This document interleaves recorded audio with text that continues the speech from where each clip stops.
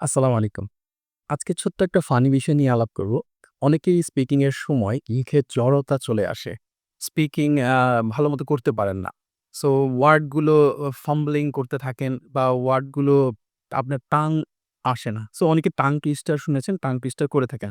But একটা special therapy আছে। যে থেরাপিটা যদি আপনি ফলো করেন, আপনার স্পিকিং আরো স্পষ্ট হবে এবং আপনার ভাষাগুলো আরো স্পষ্ট হবে। সো কি করতে পারেন? একটা কলম নিবেন এভাবে বা একটা পেন্সিল বা টুথব্রাশ যা হোয়াটএভার ইউ হ্যাভ নিয়ে মুখে রাখবেন। এরপর ট্রাই করুন কথা বলতে। সেরপর I am going to the hospital এভাবে আপনি কথা বলতে থাকেন। সো মুখে ছোট, ছোট ওয়ার্ড দিতে পারেন। Dhaka, Dhaka, Dhaka, way, fibre. Funny, তাই না? যদিও এটা ফানি বাট বিলিভ মি এটা আপনার স্পিচ থেরাপিতে কাজে দেয় এবং অনেক অ্যাক্টর অ্যাক্ট্রেসরা এই প্র্যাকটিসটা করে থাকেন। সো আজ থেকেই ট্রাই করুন। আপনার মুখের জড়তা ইনশাআল্লাহ কেটে যাবে। বাই।